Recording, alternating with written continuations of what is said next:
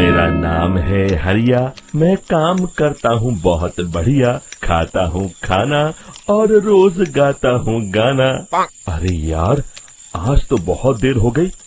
इस खतरनाक जंगल को देखकर तो मेरे हाथ पैर ठंडे हो गए हैं।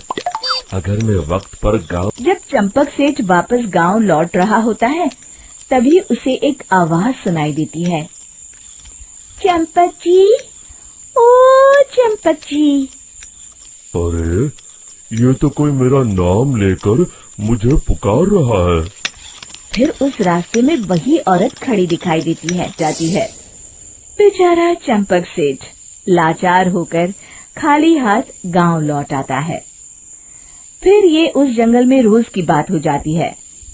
जो कोई भी शहर से कुछ लेकर गांव की तरफ लौटता, वो चुड़ैल उसे बेवकूफ बनाकर उसका सारा सामान लेकर गुफा में गायब हो जाती।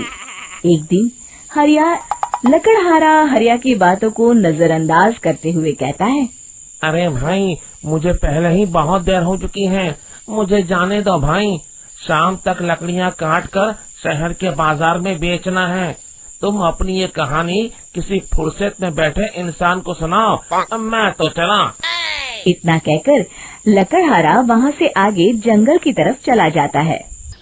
फिर अगले दिन गांव के मुखिया के घर के बाहर बहुत सारे लोग जमा हो जाते हैं। तभी हाथ में कुल्हाड़ी लिए खड़ा लकड़हारा कहता है। अरे मुखिया जी, अब आप ही हमें बचाइए उस जंगल वाली चुड़ैल से। हमारा सारा काम तो शहर से ही होता है। अरे मुखिया जी, उस चुड़ैल की वजह से तो मैं पूरी तरह बर्बाद हो गया हूँ। हम सबको मिलकर उस चुड़ैल का कोई इलाज करना पड़ेगा। तभी भीड़ में खड़ा वीरा कहता है। आप लोग चिंता मत करिए, कल से वो चुड़ैल किसी को नहीं लूट पाएगी। मेरे पास एक बहुत अच्छी तरकीब है। तभी चंपक सेठ उसका मजाक उड़ाते हुए कहता है। अरे तेरा नाम वीरा है तो क्या हुआ? तूने अभी उस चुड़ैल को देखा नहीं है? जाकर अपना काम कर, बड़ा आया। तब मुखिया जी कहते हैं। नहीं चंपक सेठ, मुझे लगता है हमें इस लड़के को एक मौका देना चाहिए। फिर सभी गांव वाले मुखिया जी की बातों से सहमत हो जाते हैं और वीरा शाम को एक बैलगाड़ी में कुछ सामान लादकर उस जंगल की ओर चल देता है। वीरा, ओ वीरा, कहाँ जा रहा है? तभी वीरा मुड़ के देखता है, वही चुड़ैल एक औरत के रूप में खड़ी है। अरे बहन जी, मैं आपको ही ढूंढ रहा था। देखिए, मैं आपके लिए क्या लाया हूँ। अरे वाह, तो खुद मेरे लिए इतना सामान लाया है।